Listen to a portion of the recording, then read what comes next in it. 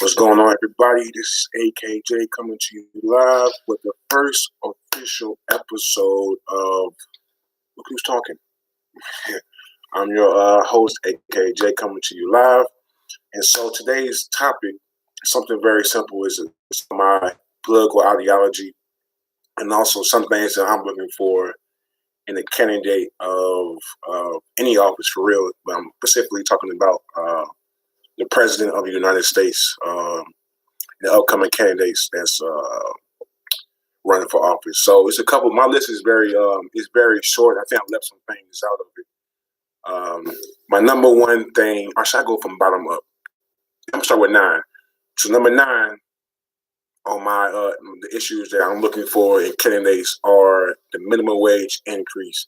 And that's one thing I do agree with. I think the best thing for us to do is to raise our minimum wage because right now the minimum wage that's in Missouri I think it's $7.25, and I think Illinois I'm not too sure. I think it might be the same thing.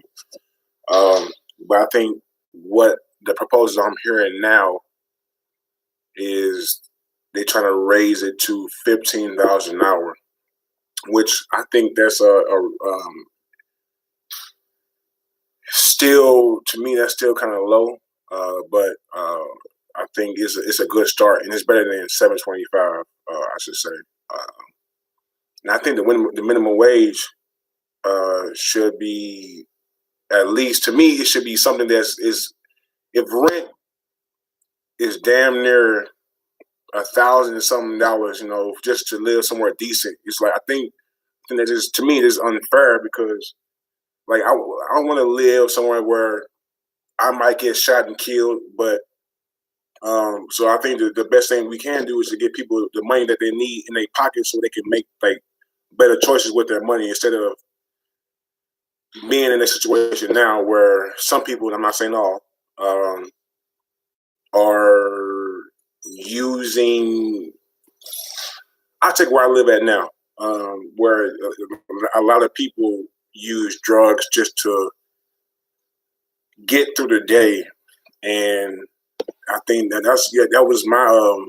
was me for a second. Christian said not too high, not high though. Want other things to increase, and it's 860 for what state is that? For Missouri or for Illinois? But they don't want it like that. But the thing is, like, why every time that when we want to raise the minimum wage to something that's reasonable, like it's always got to be a but to it. Like, but if you do that, it's going to raise the price of gas, or it's going to raise the price of everyday living. But I think it's just like something needs to happen where people, and this ties into my number 4, because I'm gonna talk about Missouri. I'm talking about when they changed it to 806, it's still low, but to the SNAP and welfare, that's my number 4 because it actually ties into what I'm trying to do. So I'm gonna move on to my number 8, which is talking about elections. I'm gonna go through my whole list. So my number 1 is climate change. My number 2 is civil rights and criminal justice reform. My number 3 is reparations. My number 4 is SNAP and welfare. My number 5 is mental health. My number 5 is healthcare. My number 6 is HBCUs. My number 7 is mental health. My number 8 is elections, change how we vote and win. And number 9 is minimum wage increase. My number 8 is about elections because I think that elections on Tuesdays it's inconvenient for everybody who votes, especially for me, people who have jobs and people who got kids. Like it's inconvenience because you have to be at work at a certain time. Like most people go to work around like 7 or 8, so you have to vote in the morning time around like I think polls open at 6, so you gotta vote sometime. And then when you got work, the polls are closing because you got work around like 6, and the polls close at 7. Something got to give because that's talking about low voter turnout when people can't get free to go vote. So you can't really get mad at the voters for doing what they got to do to survive. So my suggestion is this is what I suggest. We got to figure out a way to find a way to either move the voting to Saturday or make elections into a federal holiday, so everybody can have that day off just to go vote. Because it makes the last election St. Louis just had where the board of city aldermen, I think they had like a total of like nine, total like 15,000 people who voted. Now in St. Louis City, it's a number of it's 600,000 people or 300,000 people who vote. I mean, who live in the city of St. Louis. So out of like 300,000 people, only like 15,000 people around the St. Louis actually voted. Now I think it's not due to people who don't want progressive ideas to change. I think it's just people who just probably don't like the candidates, or two, just didn't have time to go vote. My thing is, if we can find a way to change the system to where we can have the voting done on weekends or make it to the voting done to a national holiday, that'll make it easier. I think the voting turnout will be stronger than what it usually is. Or some people were saying, like, is there a way we can vote on our phones? Like, we can sing. Like, I can vote from right here instead of me having to get up and go to my polling place, which is, it might be down the street or it might be damn near across town somewhere. I don't know. But I think just voting should be easier. It should be. I really wish we can get rid of that voter ID card shit. Like, I don't. Like, I live in America. Like, where else would I live? Like, it makes, I want to say fuck so bad. I just did, but it makes no fucking sense. And it's like voting shouldn't be this hard. They really shouldn't. It makes no sense. Moving on to number 7, mental health. Which is the industry that I work in. I work in the for Poetry and Power, was actually today I was just named on the board of P3, and that's a big honor for me. I've been a part of P3 for like 4 years now, and mental health is it's a tricky task because the mental health industry is it's a stigma that's attached to people who have mental health, which I work with on a daily basis. Which I met somebody who had schizophrenia. And I couldn't tell because we just had a whole full-blown conversation, but he had told me about his life and where he'd been through and the stigma that he has to face. I guess people who don't wouldn't per se like him, but somebody who's judging him based off what he's been through in his past. And like, I've been through a lot in my past. I've from facing homelessness to a lot. I ain't faced a lot, and just to be around people who have been through similar things, I think deserve better than what they've been going through. So yeah. My next thing is HBCUs. Now that's a tricky one for me to talk about because I come from HBCU. I come from Harris State University, which is the only HBCU in St. Louis. And from seeing firsthand all the crap that we had to go through with the state and just with people in the city before that, Dr. Womack was just a bunch of bull. And I think every year I've been at Harris, so I've seen the budget what we get from what we get from the state. And actually, Harris was actually, at the time I was serving, was the lowest funded university in Missouri.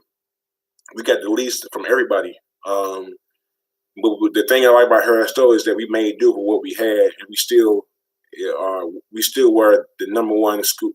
In my opinion, we still were the number one school in St. Louis.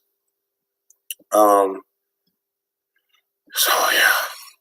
So I think if there's a way where we can protect our HBCUs and bring national attention to it, I think that would be the best move, because HBCUs are kind of what makes the culture move in a way. Matter of fact, I know it's what makes the culture move because Nobody has homecoming like we do. Nobody has a family atmosphere that HBCU bring.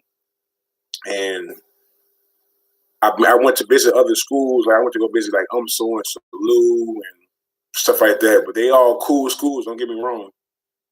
But it wasn't a field that you know were amongst people who had your best interests at heart. I mean, they could have, but it just when you go on there, like you just know that you go on there for school. Like when you go like to like somewhere like Harris Stowe, like you walk into like a whole nother atmosphere. Like you walk into a family atmosphere to where people that you are around that you know that they got you. And if we can just keep those universities around, because it's a cornerstone to the African American community, and not only to the African American community, but also to the community itself. So I think the HBCU is something that we need to fight for on the every day. And next is healthcare. Um, One thing I don't understand about America is we, if we are the most powerful country in the world and most influential, like why are other countries providing their citizens with healthcare for free? Like health is a part of like the Constitution, like the preamble. Like it's we are entitled to.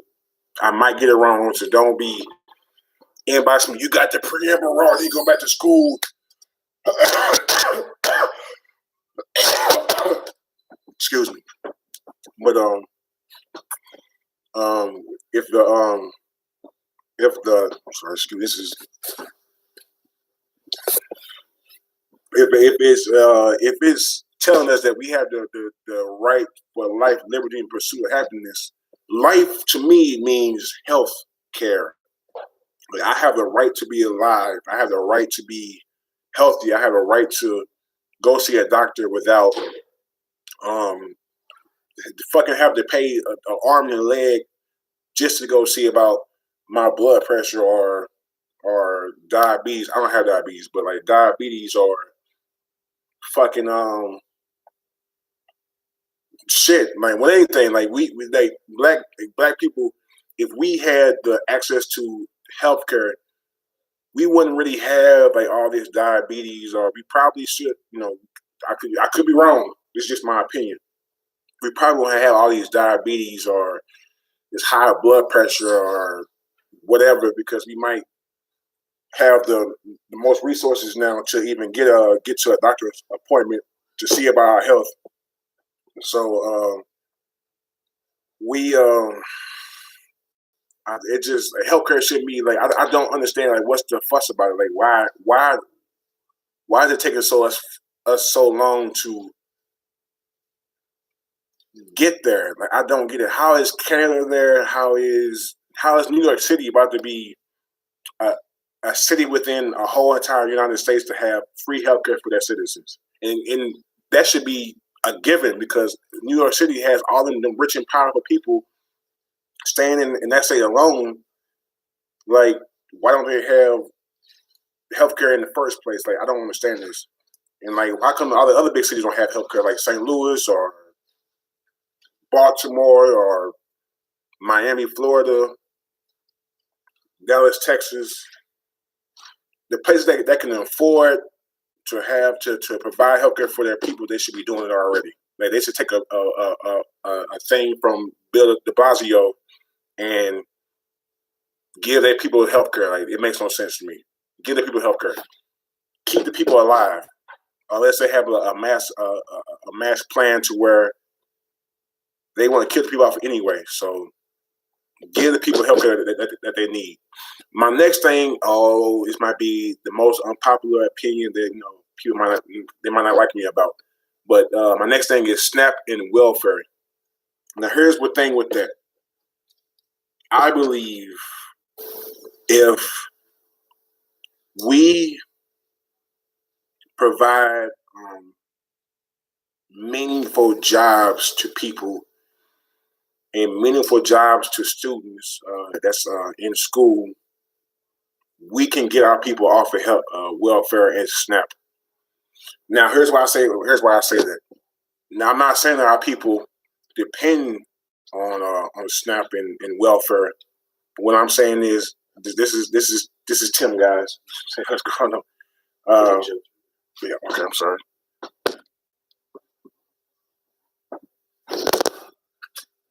Can you get it? All right, there you go. What was I saying?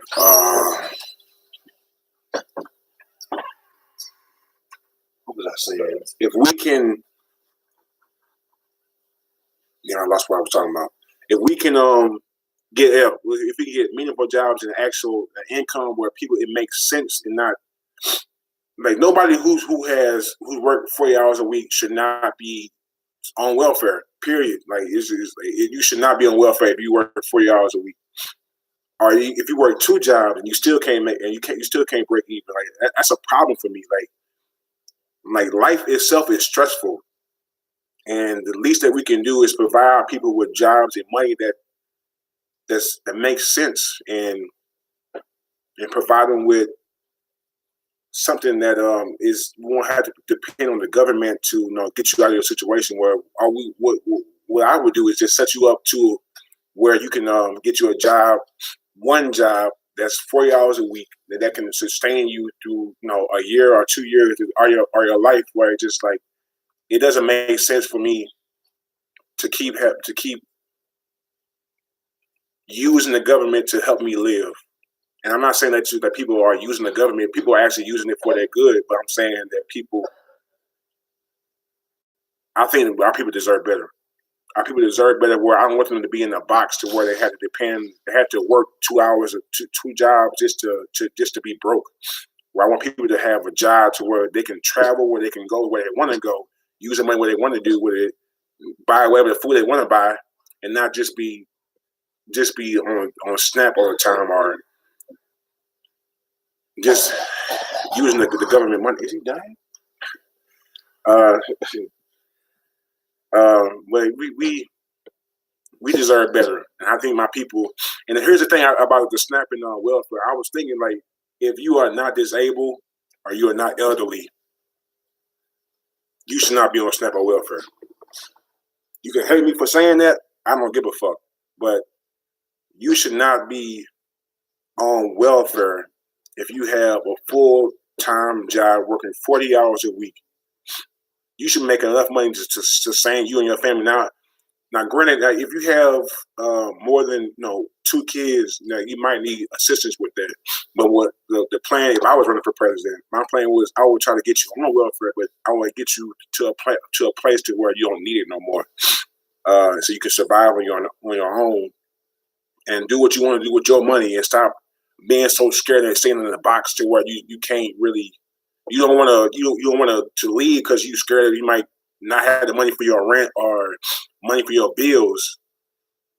And I think that if you can survive on your own, there's no way you should be on welfare if you have 40 hours a week and you work a full-time job. And even if you work 2 full-time jobs, you still broke. That's a problem. Like that's not a problem for you. It's a problem for America. Like ain't no way you work that hard 40 hours a week and you still broke. Ain't no way. So that's what I'm saying. Like you need to raise the minimum wage, make it to something that's reasonable, and give them people an actual meaningful job where you actually feel fulfilled with your life, and not just going to a 9 to 5 just to feed your family. Like your life is more than that. Your life is worth more than that. And that's why I'm saying like we shouldn't get rid of SNAP, but hopefully in the time like when as America progresses, like I really hope that we can wean our people off of SNAP and welfare. That's my hope. Like I think that we're better than that. We are the most powerful country in the world. Why the fuck are we on SNAP and welfare? I can see the elderly and disabled people. That makes sense. But people who have 2 legs, 2 arms, who can move, give them an opportunity for them to succeed. Like, and for these companies, like if you are a Fortune 500 company and you still paying your workers bullshit, wages. Like at least put them in college. Like pay off their debt for college or send them a scholarship or something like that. Like, it makes no sense to me. Like we should not be depending on the government. Like I don't like we're better than that. And moving on to reparations, I do believe in reparations. I have a problem with people who are talking against it, like Bernie Sanders, for instance. Like he thinks that we should move forward, from getting reparations. Like no, we built America. Like I want people to really let that sink in. We built America off our backs. I need that check. I need that money. Give me my money. I need that check. Like it's just, and then as of right now, we move America along. Like who? Hip hop is the #1 genre in the world.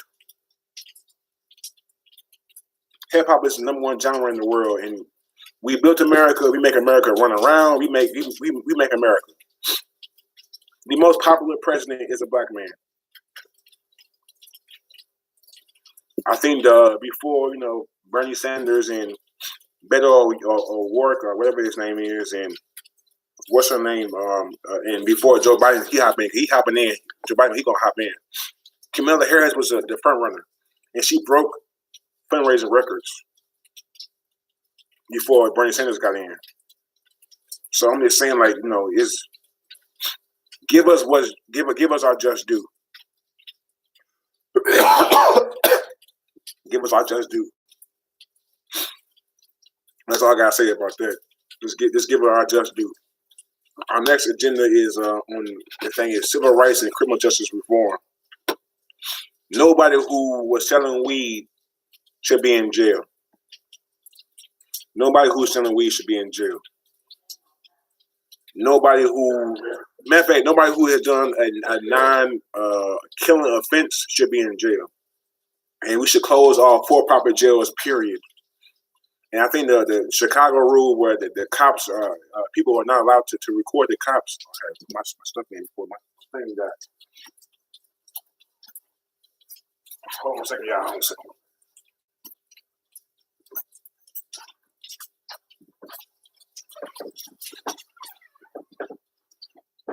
Charger.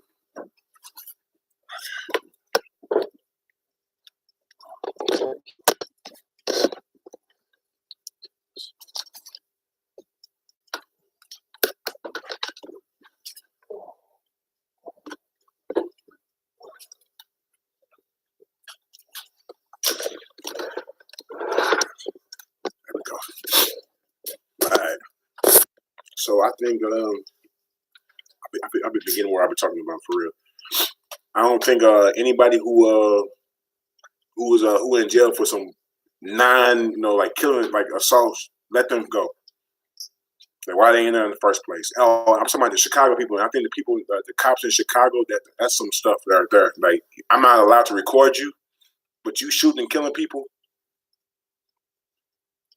That's not gonna work with us. Like that's not gonna be cool at all.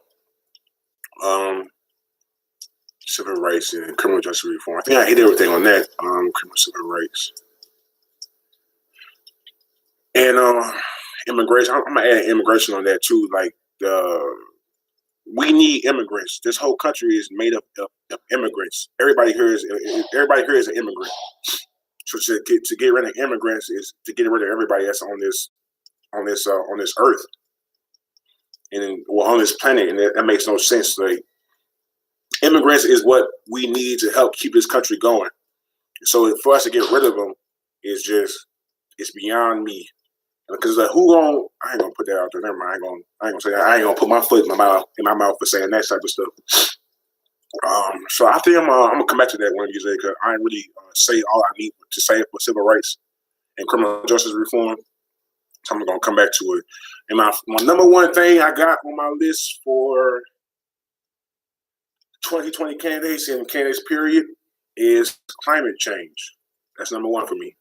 I think it's important that we leave our earth for our people that's coming behind us. Like it's what it's about. We are here to move America forward that the people that we give birth to have something that they can enjoy and have something that they can move for their children and their grandchildren.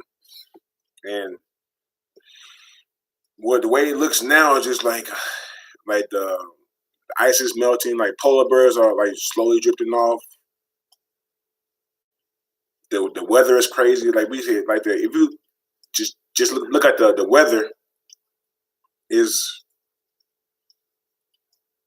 all over the place. Like it's storms happening almost every week. It's a flood happening right now in the Mississippi River where I can't even get on my train to go back home because it's flooded. There's tornadoes happening. I just think we need to take care of our home so that we can have something we can give to our loved ones when we leave. And that's the simple thing is like we need to have something left behind for somebody else to enjoy, and not for us to destroy. Man, I think it was some snot in my nose. I'm sorry. Yeah, so that's my list. I'm gonna go over it one more time. My number 1 is climate change. Number 2 is civil rights and criminal justice reform. 3 is reparations. 4 is snapping welfare. 5 is healthcare. 6 is HBCUs. 7 mental health. 8 elections, and 9 minimum wage. So that's my list. I think I'm pretty sure I left some things out. I made this list this morning. So this is my show now. It's called Look Who's Talking Now because I don't really talk that much. People who do know me, they know I'm a quiet person. I just observe and watch things that I see around me and things I see on TV. And it's my time to speak now from what I've been saying. And I'm not too pleased on the candidates that's running so far for president. The only person I'm really looking at is Andrew Yang because I like he's saying something new than what other candidates are saying. Like I'm listening to Camilla and Corey, they're not really saying anything new to me, or I haven't heard them say anything new. Joe Biden, he's no offense to Obama, but Obama is a centrist, and Joe is nothing but like a second Obama, a white Obama to us. What they're saying, like Beto is Obama, but I don't really see him being a president for real. I see him be like a cabinet secretary or something like that. I don't really see him being like a president for real. And Camilla, I think she will be president one day, maybe not. But I see her more being like the attorney general or a vice presidential pick. I think I could be wrong, and she could be, she could change, she could, change my mind as time goes. It's still early, but my top person right now, I'm really looking at is Andrew Yang, because I like the idea of every American that's over the age of 18 getting $1,000 every month. Like that alone can get people off the streets, and it can keep people in homes. So that could be like people rent for every month, who they can focus on something else besides trying to pay rent every month. Like that's what I'm mostly looking at. Like people can do other things besides having to work to pay off the rent. Man, I think like people can go on a vacation. People can go buy a new car. They can put their kid in a better school system.